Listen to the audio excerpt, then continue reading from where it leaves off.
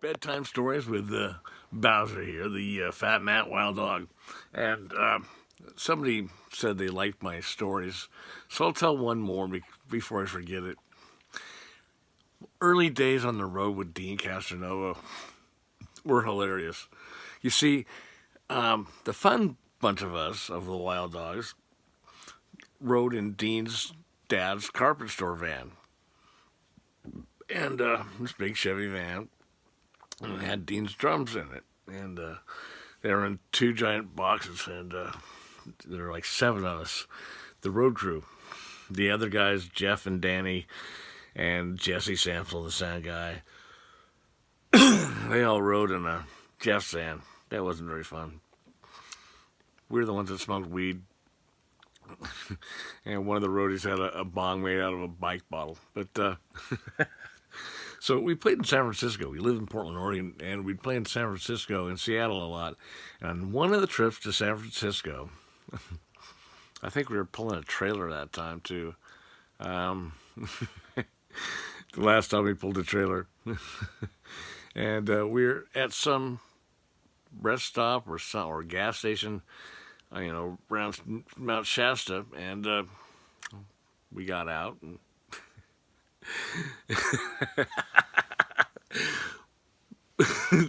I look at the back of the van, and the trailer had come undone and was rolling towards the cyclone fence that was on this giant cliff. So I screamed at everybody. We ran and got all the guys, and stopped the trailer from going over the edge. Yeah, man, that was a funny trip. I think that was a trip that I don't remember what that was, but we never used a trailer after that. We just pared down the gear so it all fit in the vans. And one time we played in Los Angeles with Steeler and Black and Blue. Black and Blue is from our hometown, and Jamie and Pete were both drummers in our band. And we played in Sacramento the night before, I think. And no, we played in San Francisco. That's right. Let's start with that one. So, this is funny. We played at the Old Waldorf, one of Bill Graham's places, which is a really cool place. And we didn't get many girls because heavy metal is definitely a guy thing. And we weren't one of those girl-pulling bands. So, but we had Danny, who was the cute guy, and had all the hair. And so he had picked up a girl, and she was quite young.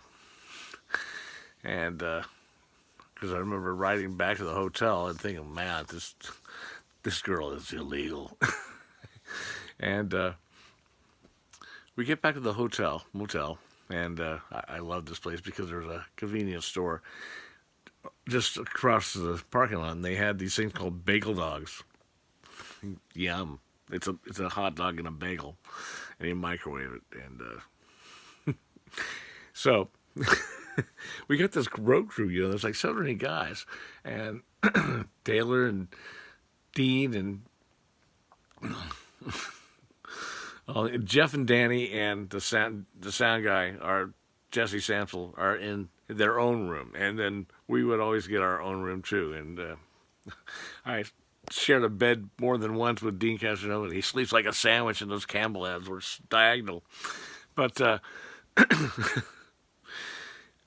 we played, I think, Sacramento the night before we played in San Francisco, and Shawn Dawson was totally tired. He was Dean's drum roadie, and Dean was a little rough on these guys. Plus, Dean had all this stuff. And, of course, me being the singer, I ended up being a drum roadie also. And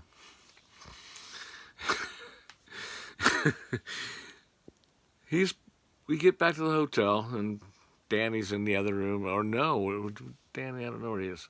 Anyway, Shawn fell asleep. And Dean is he's quite the artist. Let me put it that way. And, they had these things called Markos, which are now called Sharpies, permanent markers. Well, Shawn fell asleep, and much to his chagrin, Dean drew them all up. He put Frankenstein scars on his forehead and wrote, "I'm gay," and all this stuff all over his face. Not realizing that he's supposed to go meet a friend at a Denny's up in a really redneck part of town here, about 60 miles away up north. So the guy calls the hotel room and says, "Hey, where's Shawn? I'm at the Denny's." And "Oh, well, he's asleep right now." "Well, hey, man, wake him up, and here's where I am." And we took the address down. Dean is giggling his crazy head off. Wakes him up, says, "Shawn, you got to go to this, this guy's waiting for you." And he says, "Oh, man, I forgot about it. And here's the keys." And so all the drums are in his van. And Shawn gets in the van and leaves before he looks at his face. And when he gets to the restaurant, he says, everybody, man, dude was mad. Everybody was looking at him, and, he, came back the next day really late. I don't know what happened in the restaurant, but so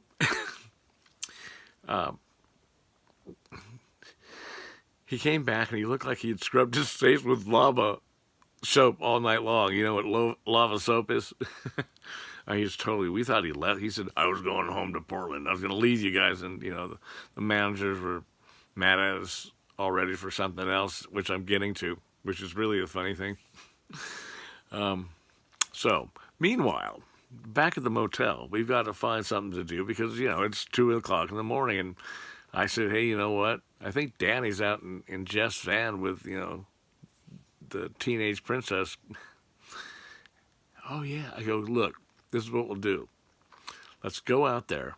Because, Danny was telling us all the way, "Don't tell my girlfriend. Don't tell my girlfriend." Or what was her name? Kelly, who was actually banging our roadie Kip the whole time. Anyway.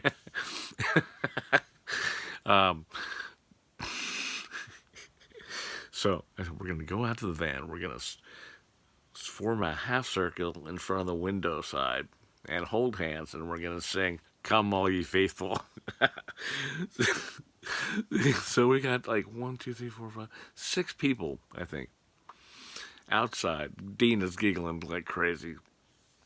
And Dean's laugh is so funny. It's like when he said, "Yeah," it's like this manic, crazy laugh. So we're singing, "Come, all ye faithful, joyful and triumphant." It wasn't Christmas time. It was just, the come and faithful part was what we were going after. And, yeah, it's pretty funny. He pops up, and all you see is like one of those things in the zoo. They pop up, lemurs, I think they are. And he's banging on the windows, practically crying, Don't, stop. We didn't have cell phones with video back then. Otherwise, we would have had a record of it. But so we're howling our heads off, and the manager is at our room. "What are you guys doing?" "Well, we're singing to our friend in the van over there. Somebody has to sleep in the van." Meanwhile, Shawn is at this Denny's, in I forgot what city, Santa Rosa, or around that area, and he gets back the next day late. We were supposed to go to L.A. that day. See, that was our big gig, was playing at the Country Club in Reseda, California, with Black and Blue and Steeler with Yngwie Malmsteen. And I was really excited about that because I'd been talking to Yngwie. I heard his tape. Mike Varney played the tape over the phone for me, and I thought, "Oh man, this is the future of lead guitar." And I had heard that sound on the classical radio station when I was about 11. I heard this awesome, I thought it was a guitar. I called up the station, and that's when there were DJs that answered the phone. And I said, "Who is that guitar player?" They said, "Oh, that's not a guitar. That's a clavichord. It's a plucked string keyboard instrument." I go, "Well, it sounds like a guitar." "Yes, it does." And I said, "Anybody who can play guitar like that is going to change the world of guitar." And bingo, 10 years later, there's the guy. And I said, "You got to get him here." Well, he got him here, and got him into a band called Steeler. And I think this was his second gig. So Shawn shows up really late, and his face looks like he's scrubbed with lava soap, and we drive off to L.A. Black and Blue they had this house off of Sunset Boulevard. There's a liquor store at the end of the street, and across the street, the Tropicana Hotel, which is, I think, a lot of hookers work there. And the first night we get there, we're in the hotel room, and we hear this knock on the door about 5 in the morning, and I open the door because I'm a sucker for knocking on the doors. And this girl said, "Hi, I'm here." And I thought, "Oh, yeah." And I thought, did anybody order? Did anybody have any alcohol? No, nobody had any money. Turned out it was the guy next door. And I said, she goes, "What? Oh, I'm sorry, I have to wake you up." No, really. If we had money, we'd take a collection. But we went to the Black and Blue house the next day. This is all before the show, which was like 2 days later. And I went up there and with a bottle of Black Velvet, and me and Pete Holmes got really drunk. Everybody went to the Hollywood sign. I'm thinking about that now because I'm watching the Hollywood series on, it's a movie on Netflix. But anyway, we played the gig, and everybody in the world who's going to be somebody in L.A. was there. Jakey Lee and Rat, he just got the Aussie gig, I think, that day. Ronnie James Dio, the guys at Wasp, Malice was there, and every guitar player in the world was in the audience with his arms folded and not doing a lot, but wondering if they should quit playing. And that's great. I took a shower, and Ron Keel was in the next shower stall. That guy's tall, man. And after the gig, Yngwie says, "Well, come to my hotel room, man, and I'm going to take my guitar apart, and I'll show you how I scallop the neck and everything." He's a total guitar guy, and yeah, and I'd talk to him a lot on the phone because he stayed at Mike Varney's house, and I'd call him all the time. And I know this is going long, sorry. So Jay Reynolds from Rallis, he drives his car to Yngwie's motel, and he's got his girlfriend in the bed, and I think that might have been Kurt James' girlfriend before that, but I didn't know Kurt then. And so me and Taylor and Kip and Jay go up to the room, and Dean stays in the van. I think Jeff's van was there too. They wouldn't go up to his hotel room. They weren't friendly like that way, Nah. So hung out there for a couple of hours and took apart his guitar, and that's what he does after a show is assesses the damage. It's like a race car driver, We played in San Francisco. I did the same thing in Sacramento years later, and fixes things. It's I guess if you're gonna do it, you're gonna do it right. But I'll stop now, or I'll talk all night, and I'm kind of tired, as you can tell. I'm talking weird, but wow, yeah, good old memories. So hopefully you had a laugh like I had a laugh, but that was great. Oh yeah, that gig, Sacramento. It was Tallis and Rising Force and Wild Dogs. Except they were running out of time. So Yngwie's soundcheck, which is awesome. We pull into town, and I'm going to rent a car. I pull up next to Yngwie's bus. I go, "That's got to be Yngwie's bus. I'm going to go say hi." So I go over. I go, "Hi, how you doing?" And this is, like 85. And it was when I had been out of the band and then got back into the band. And we played this awesome theater called the Crest Theater in Sacramento. And I met Christy there. What's her last name? Well, she goes by Lilac Hunter, but her last name is the same as a pickle. And Clausen, that's right, my favorite pickles. And I get on the bus, he goes, "Hey, man." And I go, "What?" He goes, "Where are you staying?" And I go, we haven't had a place." "Well, I'll get you a deal at we have a really nice place right here down the street." So the other guys in my band, Jeff and Danny, Dean was with me. It was just me and Dean and Angie and his girlfriend. We went as a foursome, and we get put up in this hotel, a really nice place with a pool outside your sliding glass door. And so I was in heaven because, I like pools. I'm in the pool with Marcel, the bass player from Rising Force, and before the sound check, and he says, "Oh, we got to go to the sound check. Come on, you should go." I go, "Okay." So get dried off and go over to the theater, buy a short case of beer. We actually ended up buying two, I think, because me and Angie drank the whole one during Yngwie's 3.5 hour sound check. It was amazing. He played everything. Anyway, then Tallis gets on the stage, and then finally it's time for us to load our stuff in. And well, look, you guys, we'll pay you, and there's not enough time or room. I said, "No, we're here. We're going to do this gig." They just wanted us not to be on the bill at all. They go, "Plus, you need time to sell some T-shirts, right?" Yeah. What we're going to do is we're going to line up 4 across the front: Jeff, Dean, me, and Danny. Kind of like Night Ranger, I think. But they said, "Oh, that's a great idea." Of course it is. So we did that, did the show. And Christy Clausen, I'm getting back to these Sacramento people. After the show, we talked to these people who were awesome for a long time. And later on I think, MySpace, I reconnected with her, and she had given me this skull ring. It was a metal skull ring. She said, "Here, I want you to have this." I think I gave her a T-shirt or something. And we traded something, and that's great. So she's still, to this day, is a pretty good friend. So that's pretty cool. Well,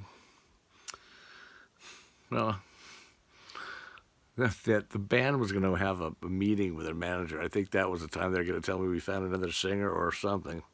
Because I was out of the band, and then the guy fucked off and didn't do it, so they called me, and I did a bunch of shows, and this is one of them. And but I think they were still looking. They just didn't tell me. "Oh no, everything's just great. We'll do the 3rd album." Okay, let's go. So it was right around the Evil Genius period where I was playing with those guys. And so I said, "No, man, I'm not going to leave. Yngwie's going to be on stage in a minute. I'm going to watch his show. I'm not going to, we can have a meeting tomorrow. We have nothing to do." So, no, they didn't want to watch the show. I did. So anyway, as everything went, it worked all fine with me.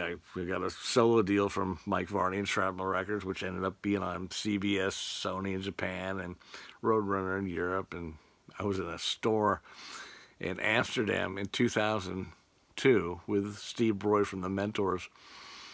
And it's a record store.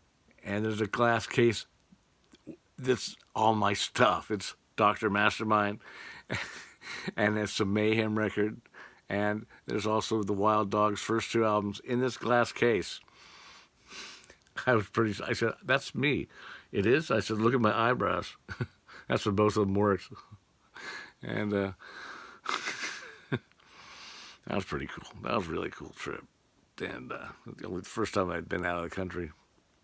And, yeah, I could go on for hours. But anyway, I watched the Yngwie show and then went back to the hotel. And the next day, since we were staying at the same place, I get a knock on my door. "Let's go to breakfast." And, okay, then go to breakfast with my guitar hero. Yeah, because really, after Jimi Hendrix and Van Halen, it's like, wow, this guy blew my mind, right? And he was a great guy, and really, I loved the guitar playing. My mom loved the guitar playing, and I remember walking into the sound check. Jeff Scott Soto said, "Hey, you could do this gig." I go, "I can't sing like you. I'm like a carnival barker." "No, you don't. Nobody will hear you anyway. They turn you way down." So no, you're a great singer. So there's my story, and I'm sticking to it. And Dean was a lot of fun, man. Dean would play all kinds of pranks on people, and that giggling laugh, it's like an animation, like a cartoon. It was pretty funny, and we go into these places and people didn't know what to expect, and Dean's throwing his sticks 20 feet in the air and breaking lights. Whoops. And at San Francisco on that trip, that's the same night that Danny was with that girl. During the show, it was at the old Waldorf where I'd seen Motorhead. Well, a couple of years before that, they weren't there. Dean would throw sticks out into the audience, and he broke a cymbal. He'd get a frisbee a cymbal to somebody. And just as he let go, Danny walked in front of it, hit him, odd job, him right in the head. I thought he was going to go down for the count, but he got back up, back of the ring. Wow. Okay, that's crazy stuff. I'm amazed I can remember all the way back 39 years, but it was fun. Really, the Wild Dogs in that configuration only lasted, 3 years, and that was it. And it's amazing. I've made a mountain out of a tiny turd. But we made some great music at the beginning, and then started noticing and trying to better ourselves. But, hindsight, I can't see my ass, so I never look back. Good night. Visit usmetal.com. The stories are all there, too, and the bands. Find the bands banner. Click it, and it'll take you to me doing this on a nice camera with a good background. Yeah, and Motorhead, too.